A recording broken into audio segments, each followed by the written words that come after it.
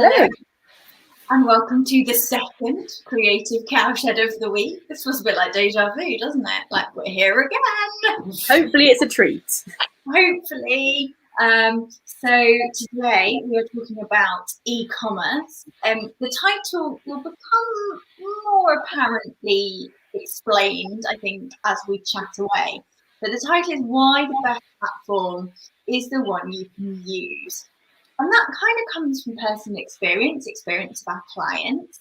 And it's something that we're quite passionate about, probably across the board with tools, actually. It's not just e-commerce. You know, we don't kind of just hold things against e-commerce tools. We're also quite good with other things as well. So I think we should probably kick off with, I suppose, our experience with platforms, because really that's where this all starts, is that we both have experience with e-commerce platforms, good, bad and ugly / indifferent, or very confused. Going back a long way, you know, back to the good old days of when eBay was first around when we were teenagers. Before most people even considered having a proper online store, because then it was more expensive to do. You didn't have the likes of Shopify that made it super easy to just go, boom, website, done. I can sell my products now. And it's changed so rapidly in the last few years. And in the last year alone, huge leaps in response to the pandemic, and lots of businesses taking their business online. I mean, like the number of businesses that I could name, probably just within a 5-mile radius of where we live, who have gone from just having a physical shop to having an online presence or a delivery presence or what have you, has been, I definitely don't have enough fingers and toes.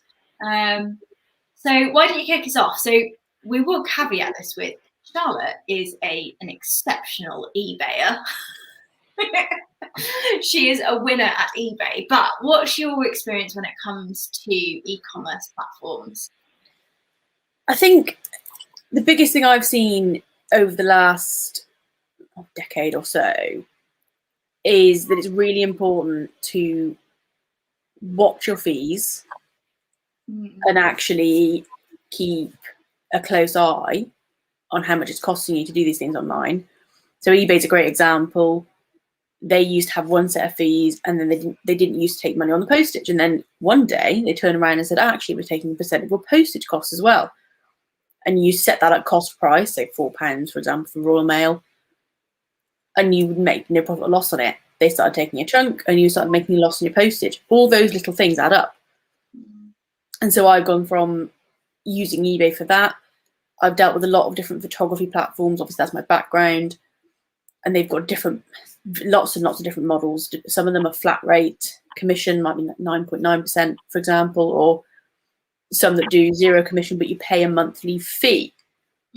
So you've always got to consider, what am I likely to be taking? Now, if you're a new business, it's a little bit more difficult to judge. And you're going to have to be prepared to experiment a bit and maybe take a little bit of a hit on fees. Yeah. But at the same time, if you've been trading offline and you've got trading history there, you can use that to inform your decisions.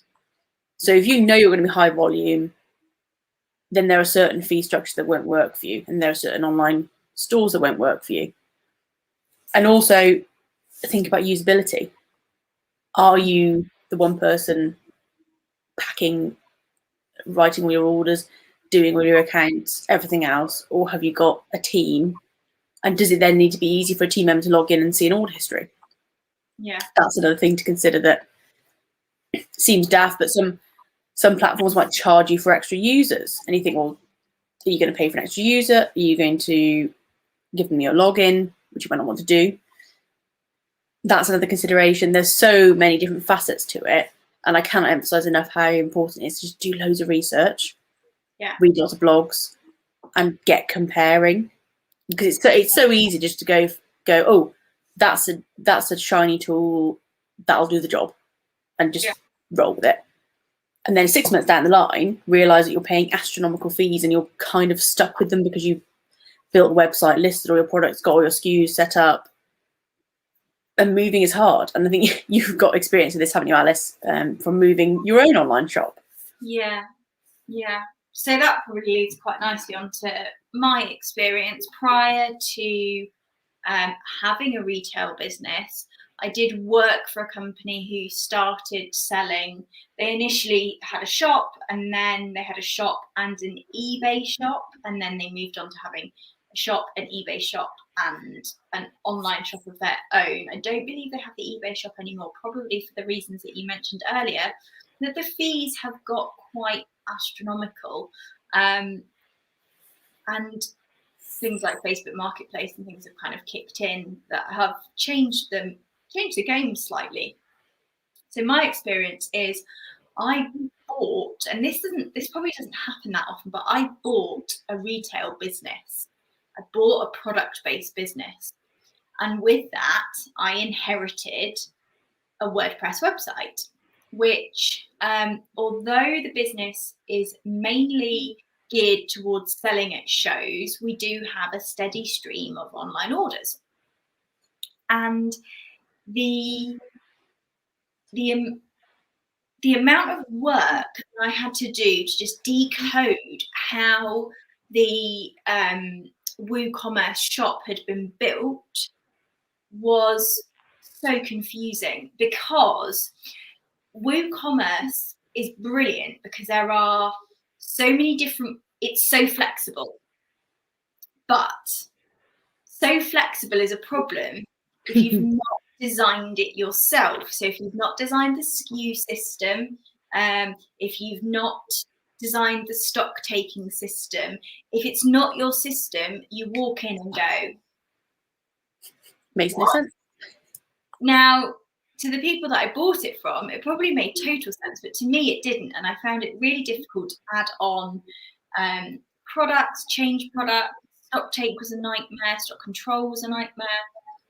The outward system, I'd say the customer facing system, was very, very good. It was very easy. And from a postage and packaging point of view, it was all really easy. But what I was struggling with was like the stock control and the stock management side. And I was scared to add things to the range because I was like, oh God, I'm gonna have to try and add this to the website somehow.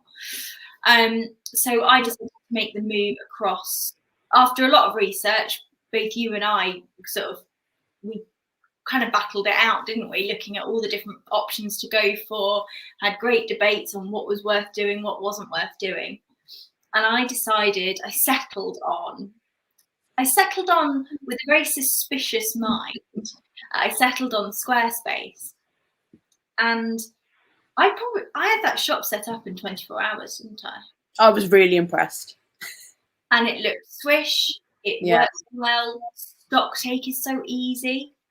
I still vividly remember when you were adding all the different products, because you've got a lot of different products that come in different variations and sizes, and it's quite a complicated matrix of products. So to add every single variation individually, monumental faff.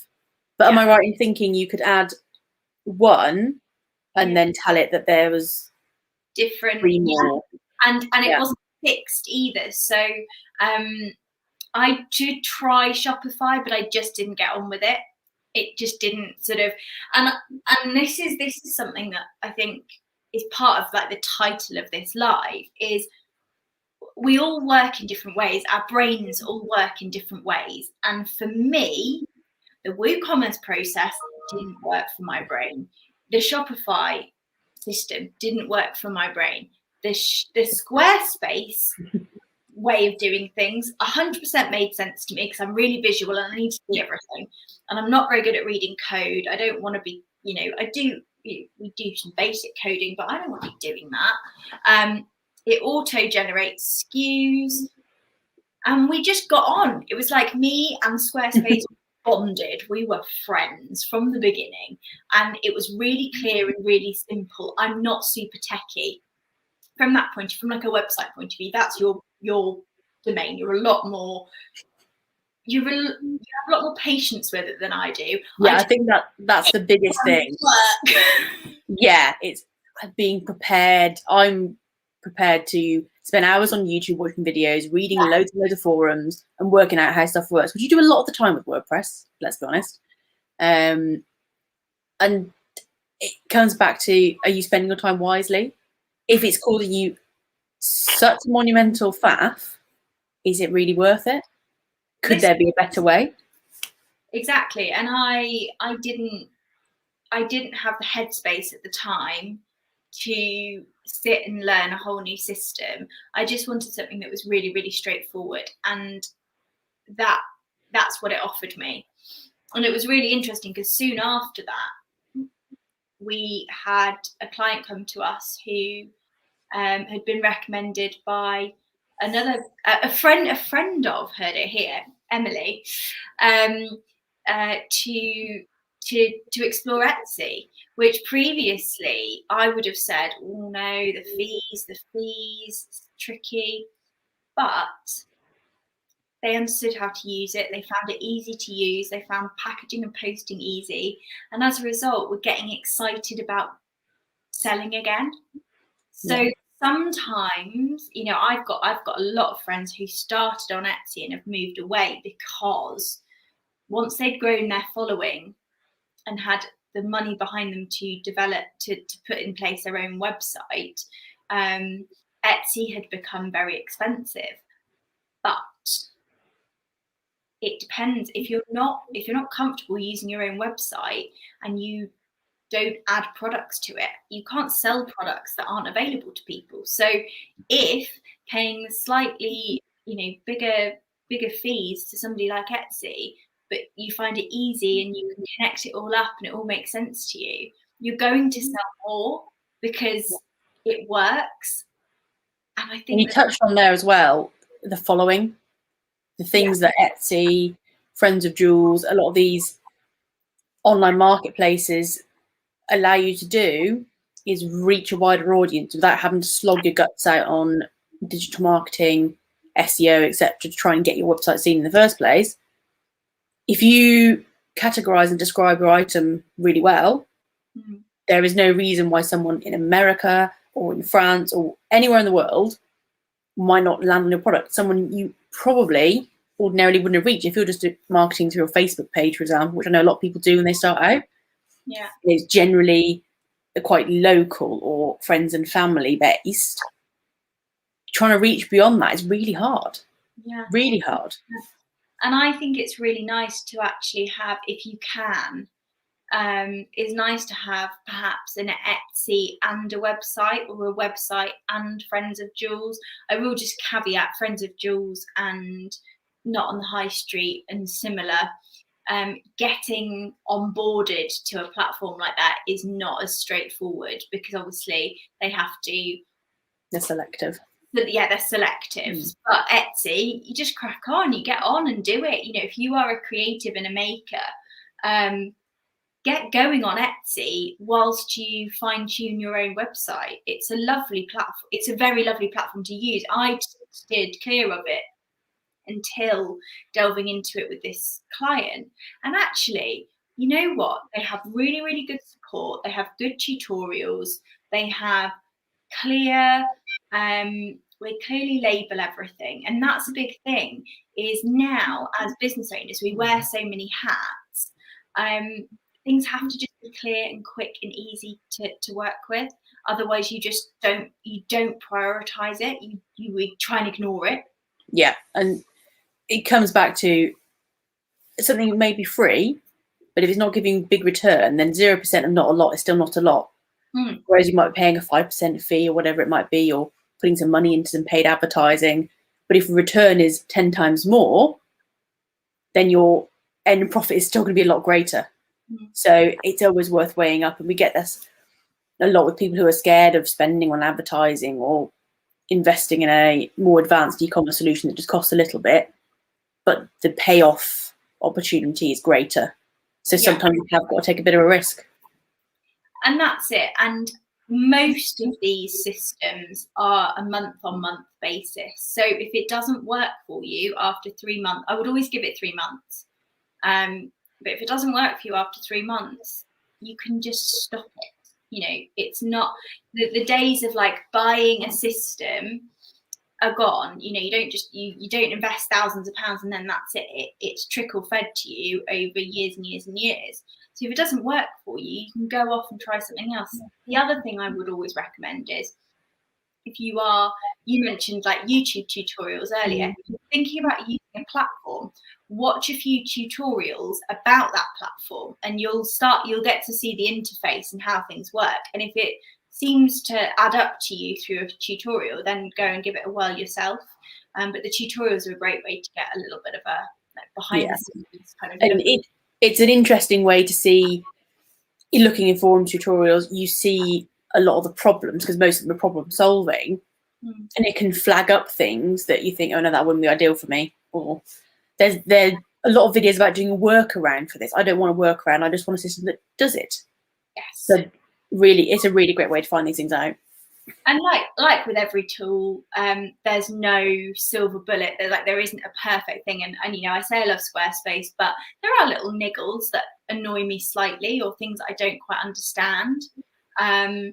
But that's part and parcel of not having a custom built system, unless you're willing to pay. Small plug to Dave Yarwood. Unless you're willing to pay Dave a lot of money to build you a highly bespoke system, you know, it's not, you can't, beggars can't be choosers, for want of a better phrase. And definitely speak with other people. You know, we've got a great group here. A lot of the people in this group are small businesses that sell online. So have a discussion amongst yourselves. What do you all use? Share your experiences, because actually that's how this all works. When we start, you know, playing together and chatting and opening up the conversation, it might be that somebody goes, oh, yeah, I tried Etsy. I absolutely loved it. It would work really well for you. Give it a go, or try Squarespace, or whatever. Have those conversations. And the biggest bugbear for me, being the kind of funnel person, is, does it play well with other things? Does it play well with social media marketing? Is it easy to install a pixel? Now, I think I will do a whole separate session on pixels, because they are a fantastic tool. It's a Facebook tool that basically embeds into your website and gives Facebook and Instagram information about people landing on your pages, and allows us to do something called retargeting and various other things. I won't delve into the likes of the depths of pixels today. I think we'll pop that down as a topic, but things like, how easy is it to embed a pixel is a big thing for me, because if it's really, really difficult, that to me should be something that's super simple, because the developers should want you to be able to embed a pixel, because at the end of the day, you're going to sell more if you're able to do retargeted advertising and things like that.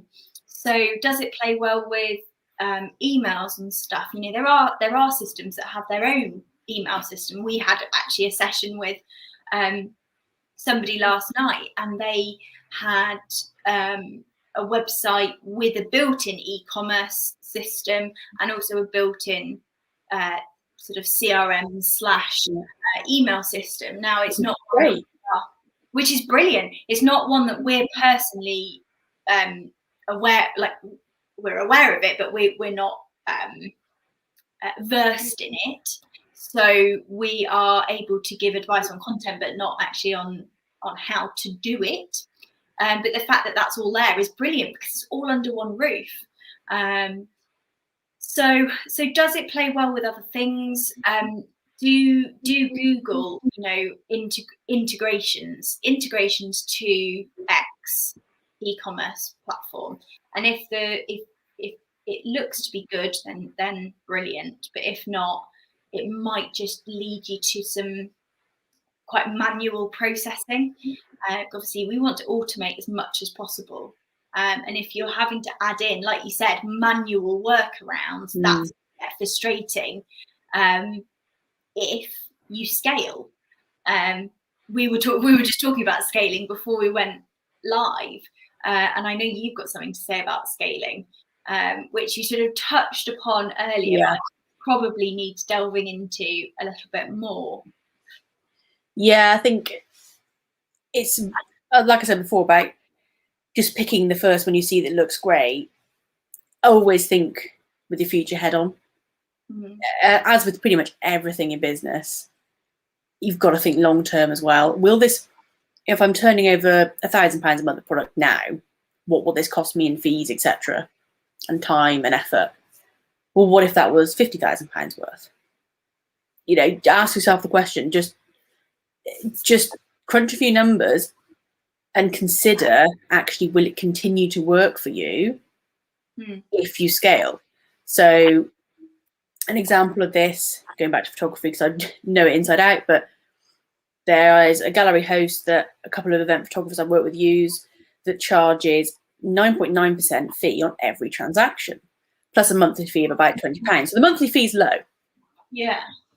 But they take nearly 10% of every transaction adds up. If you're turning over £100,000 a year, that's a lot of money. Mm.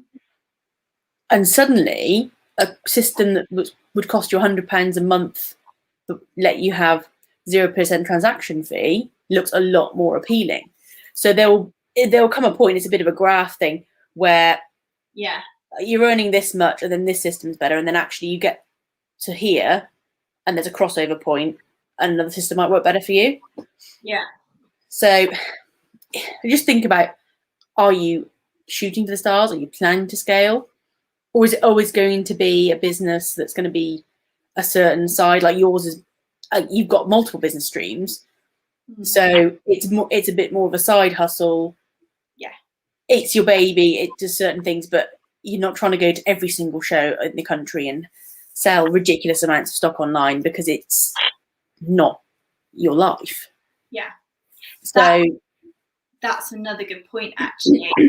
If you're making in-person sales as well as online sales, you need to have a really good card merchant that looks after you, not only online, but also in the flesh as well, because they can be two very different things. And I actually use a few different merchants for that very reason, is that some don't play well on a like in-person basis.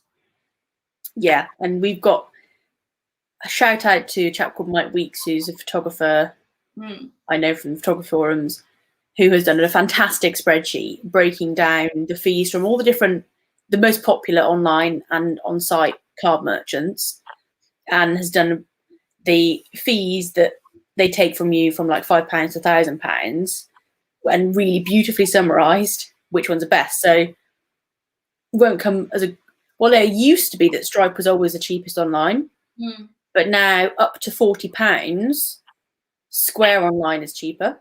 Yeah. And then over £40, Stripe online is cheaper. Now, if you're going to pick just one and your product value is quite low, then Square might be good for you. But if your average transaction value is edging a bit higher than sort of £30–40, then Stripe's probably the best way to go. And Stripe's pretty safe pair of hands when it comes to online payment processing. Yeah. Now, on site, SumUp is the cheapest. Interesting. Pretty much across the board. Then iZettle and Square are very tit for tat. Yeah. PayPal is the most expensive online and on site. So PayPal is very, very popular, but a bit pricier. However, you can negotiate with PayPal. If you're big enough and you've got enough turnover, they have got a fee structure where if you're taking over a certain amount, you can get better fees. But if you're just starting out, they are a bit pricier. And it used to be that people kind of understood PayPal, so they would pay with that. And if it was a different card reader, they'd look at you like you were an alien. Like, what's Square? I don't want to use it. Now, especially again in the last year or so, we are so used to playing contactless with our phones and our watches. We don't care what the card reader is. We couldn't give a monkey. If we can just go boop and take our burger, we're happy. Yeah. So there's some really great solutions, and a lot of them do point of sale solutions as well now, where you can get like an iPad and a little till. Yeah. So if you're in person and online, you might be able to get a solution that covers all bases, and that is great for your stock reconciliation. If there's one system, yeah, and everything's going through it, and again, great for your bookkeeping and accounting. You're not trying to juggle lots of different apps and income streams. So for simplicity, that's a really good option. Yeah, and yeah, it is. It's all about keeping it simple. I mean, I know what it's like when you're on the show circuit, and I mean, I do the big shows. I don't do lots and lots of small shows, but I know what it's like. You come back from the big shows, and we actually shut our online shop during the big shows because it's easier, and actually we're not there to fulfill the orders anyway. As you mentioned earlier, it is a passion project. It is not my full-time job. This is my full-time job.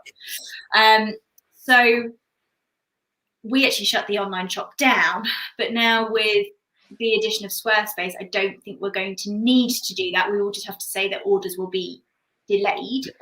But there is nothing worse than coming back from a long show and then having to not only you have to do your stock take, but then also trying to work out what have I sold, what have I not sold.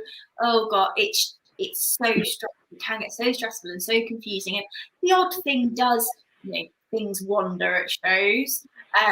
You let your husband loose and there'll be a buy one get one free offer that randomly pops through and all that. That happens.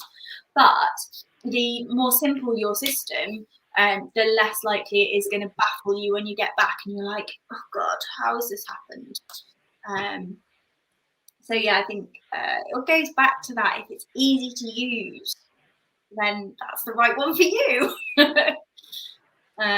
Unless you're at a point where you've scaled and you've got a team and you've got a developer who's dealing with the website end, then absolutely great. Yeah. Then you can really go to town and it can be much more complex. Yeah. But if it's just you and your stand going off to shows or trying to sell online, keep it as simple as possible. Yeah, definitely.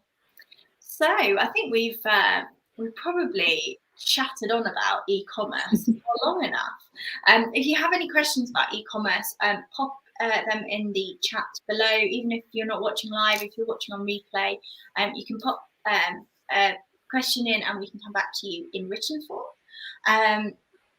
But no, I think it's something that we all need to start talking about more. Is like, sounds ridiculous. We all need to start talking about the back end of our websites more, because we all sort of get on with it, don't we? And then like chunter away when we're not happy, and then we sort of don't.